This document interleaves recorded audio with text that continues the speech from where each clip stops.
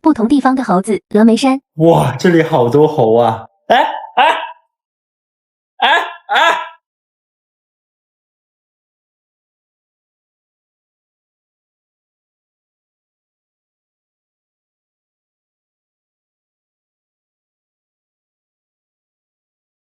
洋户店独臂猴。可愛い人はすぐに見飽きてしまうものよ。南宁动物园。丢哪些？丢哪些？丢一个，丢一个！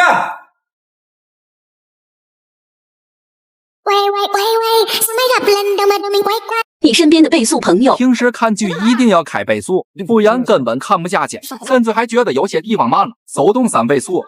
哎，阿凡达上映了，一起去看吧。哦，我就不去了，我等以后在手机上看吧。为什么不去电影院看啊？电影院3D 的呀。因为电影院没办法开倍速，我看不下去。贾心里脸色风止无虑，知道二人先生在耍他。正他想着会以一个办法，结果他又要对你说成了小心形象。你说就说下条，可下一秒怕他东方来飞。不是这么快，你怎么听得清楚他在讲什么啊？可以啊，他就讲了一个。开始跟你说他听到的内容详细的就像是看了一样，不敢置信的你打开他听的小说看了一眼，这样的一个故事啊，结果发现跟他说的没什么差别，还真是这么写的啊！你身边的资源大佬。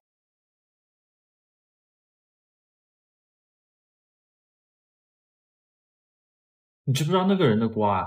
你说的是那个学校里面的那个瓜吧？啊，对对，你有啊，有的发你了，牛啊，兄弟！注意看，这个女人叫小美。哎，这个电影的资源你有不？有，还真有啊。那这个番剧有不？也有。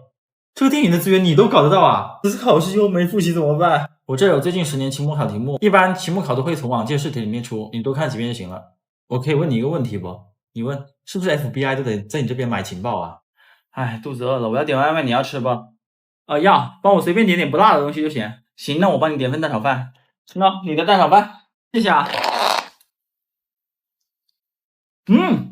好辣！不可能啊，我叫他明明不要加辣了。这你都受不了啊？我一点辣都吃不了的。那你吃泡面吧，我这还有一桶红烧牛肉面。这红烧面也好辣，红烧牛肉面也是辣的，真的有辣味。那下次你点吧，我外卖到了，快来吃。来了。今天中午吃的什么？吃的午饭。除了咳嗽流鼻涕还有什么不舒服的吗？还有感冒。这一天记住不要吃辣和熬夜了。那可以吃香菜吗？说了不能吃辣，那我通宵可以不？应该是最近换季降温着凉了，平时要多穿一点。所以我到底是什么原因感冒啊？不是什么大事，喝点这个99感冒灵，回去尽量少洗澡。谢谢大家，我好多了。行，听说我白天10点到晚上9点都上班，要是还有什么不舒服再来找我。好，那再祝你晚上什么时候下班？9点。那白天你上班不？我看你说了感冒，脑子还得治一治。妈，我回来了，回来了。大舅怎么说 ？Uncle。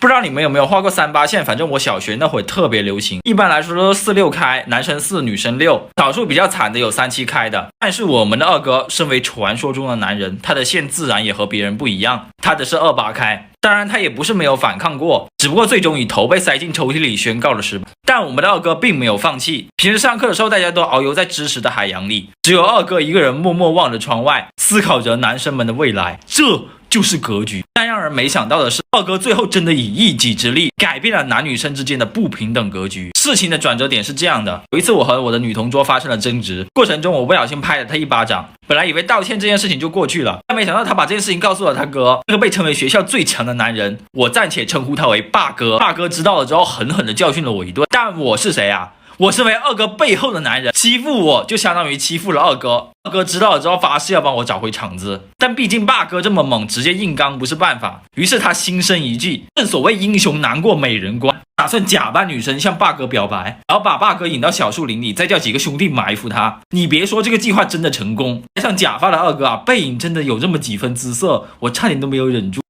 但是没想到最后还是发生了点意外，在霸哥被套进麻袋胖揍之前，他不小心扯掉了二哥的假发，看到了二哥的真容。真的，当天晚上二哥一晚上没睡好，担心第二天霸哥来找他麻烦。但正所谓越怕什么事情越来什么事情，霸哥经过多方的打听，最后还是找到了二哥。还记得那是一个阳光明媚的早上，霸哥手里拿着早餐，害羞的递给了二哥，然后就直接跑了。当时我们整个班的人都懵了，更让我们没想到的是，接下来好几天都这样。我们班的女生看到这一幕之后，像打了鸡血一样，每次都搁那起哄。后来霸哥还邀请二哥一起放学回家，二哥想都没想就拒绝了。没想到这引起了班里的女生众怒，他们派代表和我们男生谈，只要二哥答应放学一起回家，他们以后就再也不画38线了。当时我就笑了，二哥为了我们付出了这么多，我们怎么可能为了地盘出卖二哥呢？所以我们想都没想就答应了。其实我们并不在意那点点地盘，只是希望二哥能够多一个好兄弟罢了。只记得那天放学的夕阳下，两个人一起放学回家的样子真的特别美好。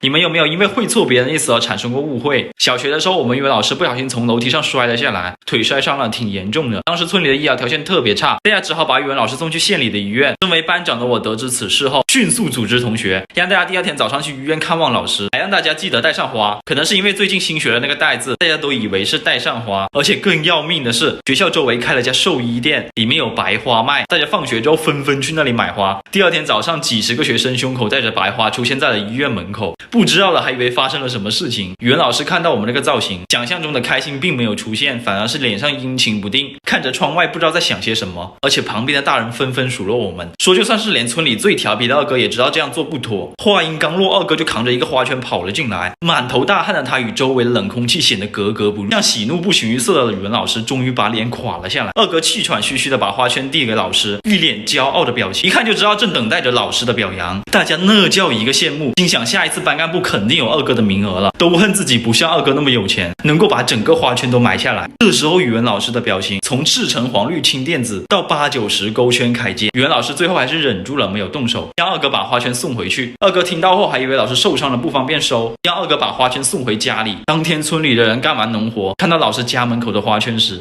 都以为老师遭遇不测了，特别是跟语文老师关系好的村长，当天哭的那叫一个泪流满面。不过村长还是村长，很快就振作了起来。第二天就摆了40多桌，请了周围2个村里的人，一桌正好10个。当时大家都沉浸在悲痛的氛围，即使唢呐吹得特别响，大家都只是埋头吃着桌上的鸡鸭鱼肉、猪肉粉条。特别是村长化悲伤为食欲，一个人吃了3大碗。当天老师正好出院回到家的时候，村长正吃的鼻子都是粉条，当时场面极度尴尬，全部人的碗筷都停住了。不知道自己闯祸的二哥还来了一句：“老师要来一碗吗？今天的饭菜贼香哦。”那天要是以老好人著称的二叔都没有忍住，我只记得经过他们家院子的时候，在二哥的哭喊声中，仿佛听到了一句话：现在打死的话，这顿饭就不白吃了，还可以少买个花圈。不同国家的吃播，韩国、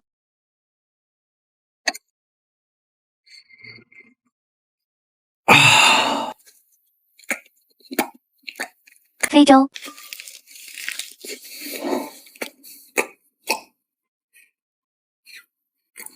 中国。